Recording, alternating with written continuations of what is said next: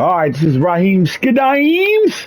I'm back. We have a special guest. We got Maximus, man, one of my special Madden players, man. They that understand this game for sure. Right now, we've been talking about the Houston Texans and their 40-35 loss and where they are as a team right now. With Coach Prime in Houston.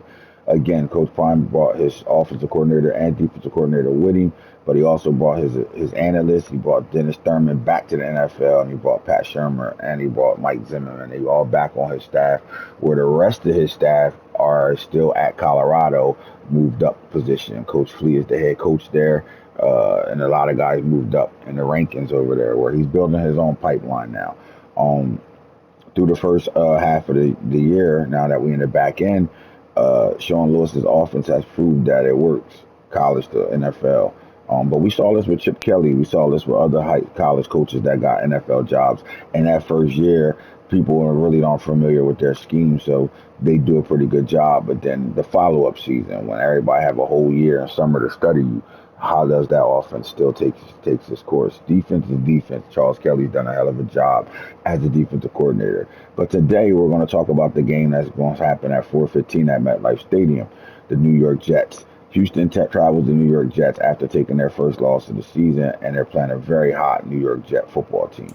Now, we talked about respecting your opponent, right? The all pro guys, those guys that are Pro Bowl players, those guys that, are that's made a name for themselves in the NFL.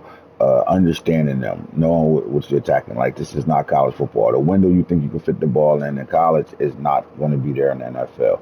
Uh, the things you can get away with technique wise, and on the back end when you're covering, a all pro receiver will make you pay for that, right? Not making missing your assignments on the D line or offensive line, or not understanding who's in front of you as a pass rusher can make you have a long day in the NFL. When we look at the Jets roster, this is one of those games where, coming off a loss, you have to have a short memory and dig deep, because this team has a roster full of pros, all pro guys. And the homework has to be done. When you look through the history of what happened with this Houston Texans, having a very young offensive line, four out of the five starters are rookies. When you have an offensive line like that, you have to grow up fast. Um, Chase Young made us pay for that with 8 sacks. We had DeForest Buckner had 4. We had guys that really ran up the sack total on us in one-on-one situations, just being the better player, being a Pro Bowl type player. When we go to the Jets roster and we're looking at what they're dealing with right now, I'll ask you, Max, as my special guest. The first thing you look at is who's that quarterback, right? And this is for Charles Kelly. Who's that quarterback? Well, is a guy that they got plenty of film on, because he was the Houston Texans quarterback before Coach Prime and them got there. Davis Mills. How much attention are you paying to the quarterback that's over here? Well, this is one of my legacy guys right here. So I think Davis Mills is one of those quarterbacks where, if the pieces are around him are league ready and up to the task, he can kind of rise to the occasion. But he's not necessarily a trendsetter himself, but he can always rise to the occasion. I view him like a Kirk Cousins type of guy. Yeah, But he's a winning. He's an NFL quarterback that has his team 8-5 and fighting for a playoff, right? And he's on a hot winning streak right now. So any quarterback that can get in the NFL and get some wins, you got to pay attention to.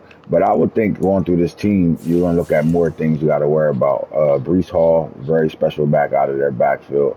I think, I think, again, with the history of how we've been playing defense against the run, I think we should not relax, but be fine in that situation, right? Then you go look at the wide receiver room.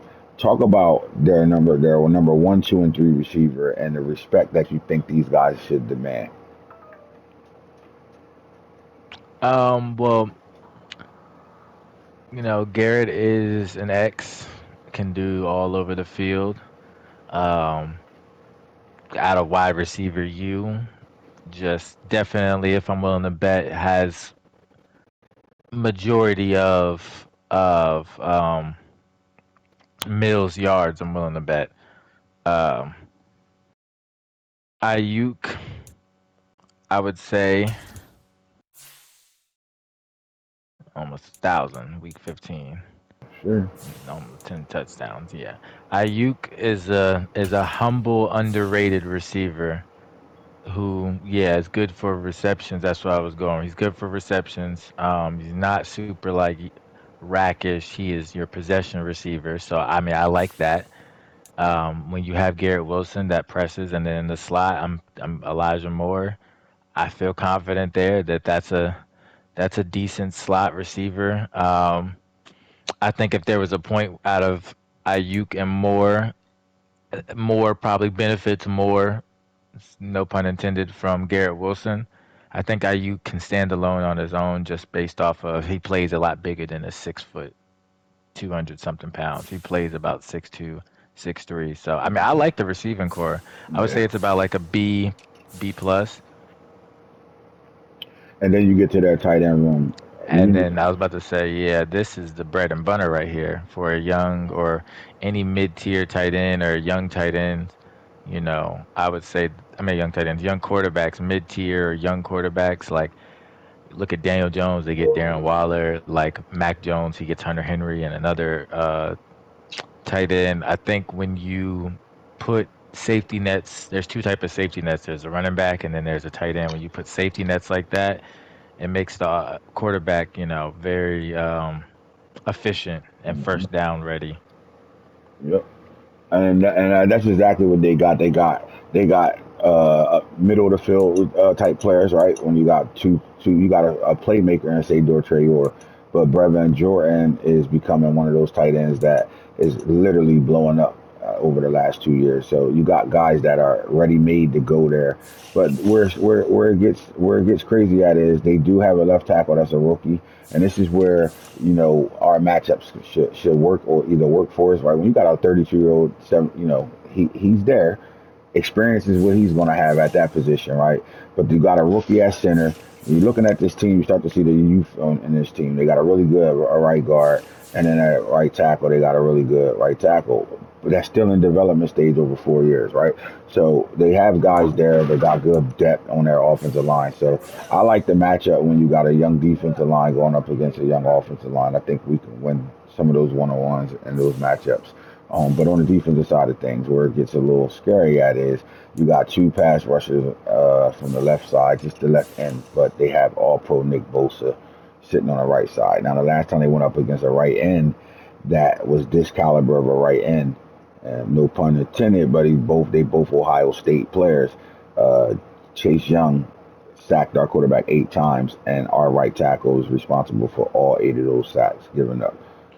What do you Well, tell your him right when you go up ends, against Nick Bosa? right end would be left tackle, not your right tackle. It'd be your left tackle this game. Oh yeah, yeah, yeah. My bad, my bad. My left. What do you tell your left Chase, tackle?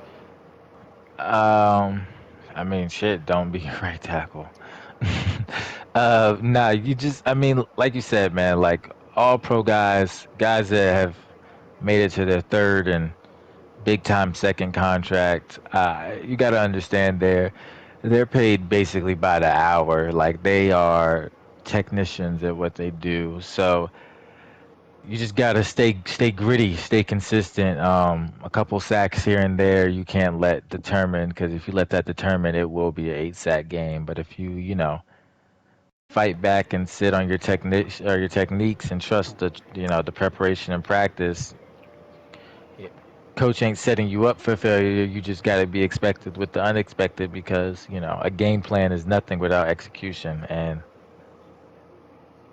Sean Lewis Bosa's gonna challenged. be. Sean Lewis challenged Shador in this situation, and he brought it up. Look, we give up 8 sacks to a all pro defensive end, right? They got a guy that's arguably better than that guy we give up 8 sacks against.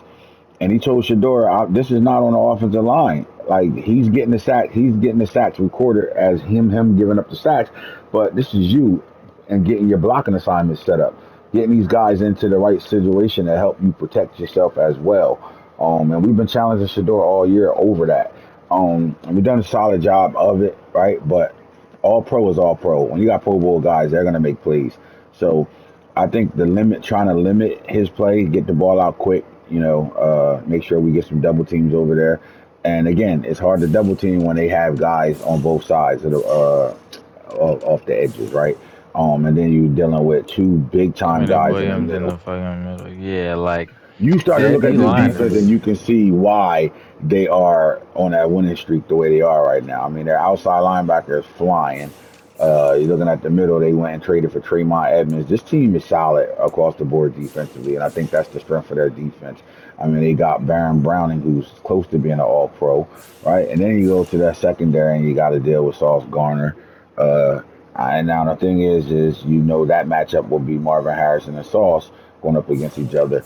And then you're looking at the safety position, and I think this is where we can almost, try to make something happen in the secondary here. But they got a really hard hitting strong safety in Jaden Woodbay, right? And then but they're young at the safety position, so I think if we can get them blocked up, taking shots, would that be be something you'll think about scheming with, trying to get these safeties isolated? I mean, yeah, making them play the tight end. Um, outside runs, making the safeties have to play the alleyways, just making them work. They're young, so you got to drag them all over the field. Max protect shot concepts sometimes if necessary. Um, quick passes will, deflect and then you can do something else with it. I think quick passes will take Sauce out the game a little bit too, because he's again just, Marvin Harrison's, but Sauce is just one of those guys, you kind of want to limit targets against, um, if possible. There's two other corners at least. You might want to try one of them on a consistency, but Yes, sir. I think that takes Sauce out the game and makes those guys have to come up and tackle, and that takes D line out, makes the corners have to come up and tackle or the safeties. All right, so my question to you is again, coming off the loss that they took and such a dramatic loss like that, what's a lesson that a young football team can learn from that loss to better get this dub? Um, like I said, I mean, I don't think you're defined off of a loss as long as it isn't like your last loss. You know what I'm saying? Like so, for each season, you just don't you lost in the regular season. Let that not be necessarily like your last. You got to kind of be able to put yourself in a situation to continue to win on and learn from that, or that'll be another loss in the book if you lose out that way. Being ahead, and then like you said, it was your situation where y'all were ahead, 4 games, 3 games in a row in the second half. I think that's just, you know, you're gonna, the truth will be shown. You are who you are sometimes. So when you Yep. sit there and have 4 games, 3 games, tightrope in the lead, just because you secured those other three doesn't mean you are clutch now. Like, Hmm. now it's the fourth team then came through and they wanted it a little bit more.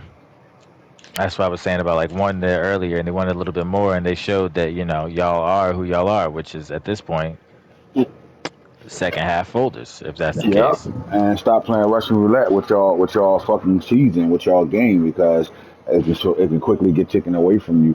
Coach Prime was quoted on saying, we need our players to step up, but this coming off of a loss like the way we just had, this is a more about coaching, where our coaches going to have to earn their checks to get us this dub against this very good New York Jets football team. He feels as though you got to execute, but we got to put our team in better situations, right? There's no way when you have a lead like that you should be losing games off of 4 interceptions and 3 fumbles, right? I mean, the fumbles are drop back pass fumbles, right? Play calling matters. Why are we not running the football when we have the lead and rusher in the league on our team? Like, why are we not running the ball to close these games out, right?